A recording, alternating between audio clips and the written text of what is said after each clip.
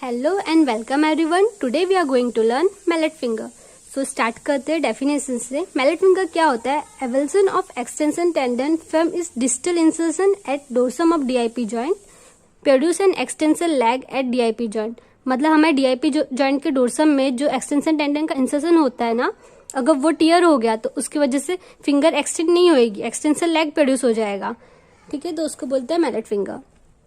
एवल्सन में occur with और without a bony fragment avulsion from dorsum of distal phalanges. मतलब bone का भी टियर हो सकता है या तो बोनी फ्रेगमेंट का टियर नहीं होगा। ठीक है, अगर बोनी फ्रेगमेंट इन्वॉल्व है तो उसको हम बोलेंगे this term as mallet finger of bony origin. ठीक है, और अगर बोन इन्वॉल्व नहीं है तो हम बोलेंगे मैलेट फिंगर ऑफ टेंडनस ओरिजिन।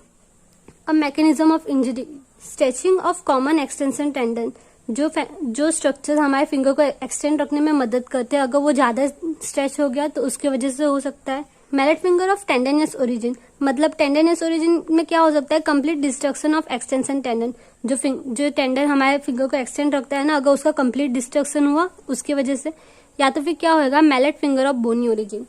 ठीक है, तो इसमें क्या है? इसका अलग मैकेनिज्म है। इसमें पहले वाले में तो सिर्फ टेंडन टियर हुआ था, बट अगर बोनी ओरिजिन आता है तो उसका मतलब mechanism is typically force flexion of finger tip.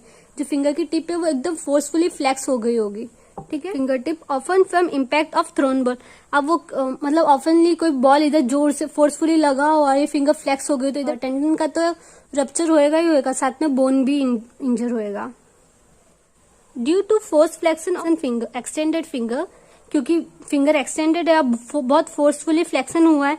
As in back tucking, back tucking करते हैं उस टाइम पे भी ये मैलेट फिंगर हो सकता है। अभी हो सकता है या तो कैचिंग क्रिकेट बॉल, मतलब जो फील्डिंग करते हैं उन लोग अगर बॉल पकड़ रहे हैं, फोर्सफुली बॉल आया, बहुत ज्यादा फोर्स लगा और उसकी वजह से इंजरी हुई, तब भी बोनी ओरिजिन बोल सकते हैं, मतलब बोन इन्वॉल्व होएगा।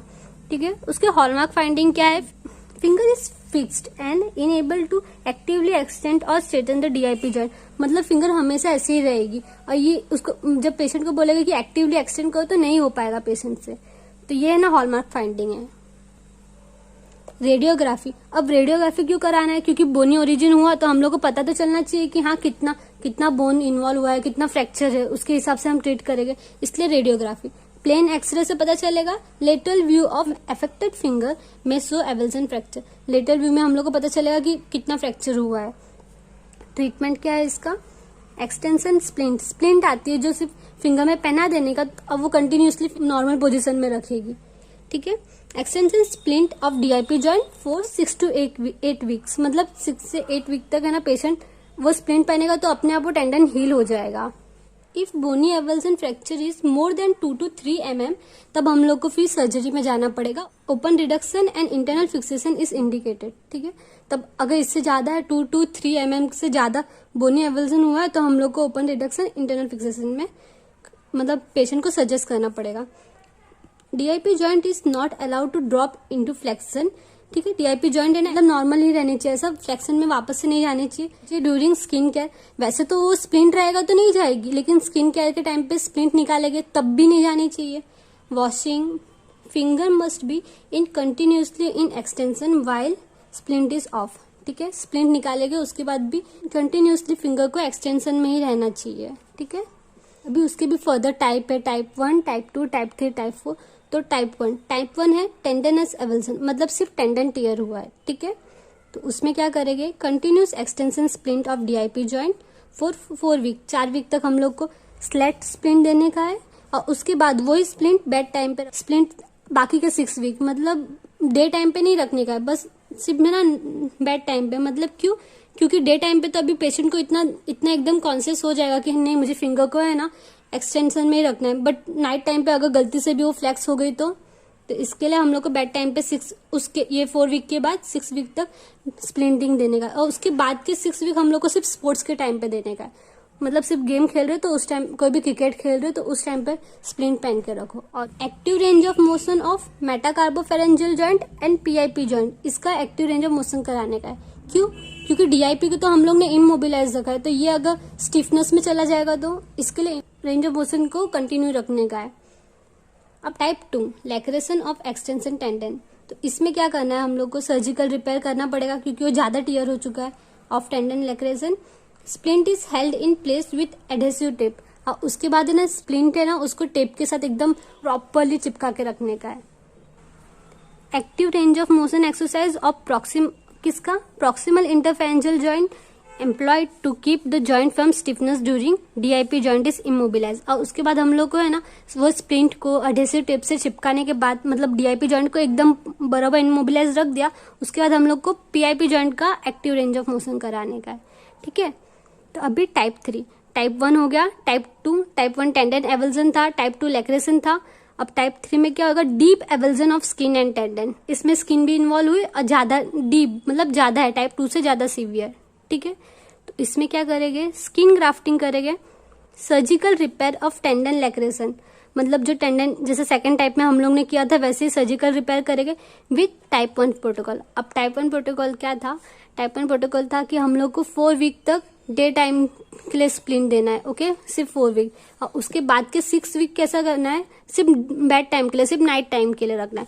और उसके बाद के 6 वीक के लिए हम लोग को सिर्फ स्पोर्ट्स टाइम पे रखना है। ठीक है, तो टाइप 1 प्रोटोकॉल सेम रहेगा। नाउ टाइप 4 बोनी ओरिजिन। इसमें क्या होता है, इसमें फर्दर 3 टाइप है, टाइप 4A, टाइप 4B और टाइप 4C। तो टाइप 4A में होता है ट्रांस एपिफाइजल फ्रैक्चर इन चाइल्ड। अगर कोई बच्चे में हुआ है ट्रांस एपिफाइजल फ्रैक्चर, ठीक है, तब हम लोग क्या करेंगे, रिडक्शन ऑफ फ्रैक्चर हुआ है उसको ठीक करेंगे पहले, एंड स्प्लिंटिंग फॉर 6 वीक।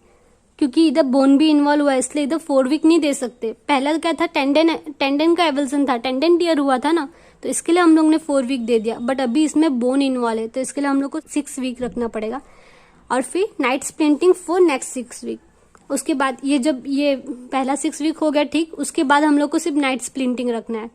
ठीक है, टाइप 4B, इसमें क्या होता है, less than half of articular surface of joint involve with no subluxation. Subluxation मतलब कोई डिस्प्लेसमेंट नहीं हुआ है, जो जगह पे हमारी बोन रहती है वहीं पे है, लेकिन क्या आर्टिकुलर सर्फेस इन्वॉल्व हुआ है, half less than half articular surface involve हुआ है। तो मतलब बोन में हुआ है लेकिन सबलक्सेट नहीं हो गया है बोन। तो उसके लिए क्या करेंगे, reduction and splinting for 6 week. ठीक है, जैसे हम लोगों ने टाइप 4A के लिए देखा, जैसे चाइल्ड में होता है उसके लिए भी सेम है।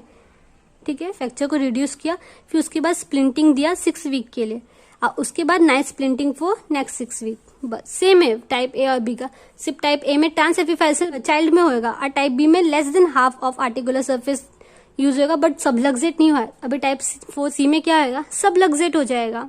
ठीक है, तो टाइप 4C में क्या होता है, more than half of articular surface. इसमें लेस देन हाफ था तो इसमें more than half of articular surface involve and may involve volar subluxation. बस इसमें वोलर सबलक्सेशन होएगा, और वो जो वोलर सबलक्सेशन है वो हमको एक्सरे से ही पता चलेगा। इसलिए पीछे हम लोग ने पढ़ा था ना रेडियोग्राफिकल फाइंडिंग, तो वो हमको पता चलेगा एक्सरे से कि वोलर सबलक्सेट हुआ है। अब इसके लिए क्या करेंगे, इसके लिए है ना हम लोग स्प्लिंटिंग वर्सेस ओरीफ मतलब ओपन रिडक्शन इंटरनल फिक्सेशन करेंगे, और या तो फिर हम ये कर सकते हैं with splinting versus percutaneous pinning with splinting for 6 week. इसमें क्या है, ओपन रिडक्शन इंटरनल फिक्सेशन में सर्जन जो भी सर्जरी करेगा, क्योंकि बोन वोलरली सबलक्सेट हो गया तो ओपन करेगा स्किन को, उसके बाद फिक्स करेंगे, मतलब पिनिंग होएगी बट कैसा होएगा, स्किन ओपन होएगी उसके बाद। बट जब ये आता है परक्यूटेनियस स्पिनिंग, तो परक्यूटेनियस स्पिनिंग में क्या होता है, स्किन ओपन नहीं होती, ज्यादा ब्लड लॉस नहीं होता, वो बिना ओपन की बाहर से पिनिंग करते हैं। ठीक है, उसके बाद प्रोटोकॉल सेम रहेगा कि स्प्लिंटिंग करना है हम लोग को, लेकिन ये टेंडन वाला प्रोटोकॉल यूज नहीं करेंगे। इसमें हम लोग बोनी ओरिजिन वाला प्रोटोकॉल मतलब 6 वीक के लिए डे टाइम स्प्लिंटिंग, फिर 6 वीक के लिए नाइट टाइम स्प्लिंटिंग। ठीक है, तो ये हो गया percutaneous pinning with splinting for 6 week. इसके लिए कॉन्ट्रोवर्सी है, मतलब क्या प्रीफर करते हैं वो डॉक्टर के ऊपर है, जो डॉक्टर चाहे वो प्रीफर कर सकते हैं। ठीक है, सो आई होप आपको वीडियो अच्छा लगा है तो वीडियो को लाइक करना, शेयर करना अपने फ्रेंड्स लोग के साथ, एंड प्लीज सब्सक्राइब करना चैनल को। फिर मिलते हैं नेक्स्ट वीडियो में, तब तक के लिए take very good care of yourself and thank you so much for watching.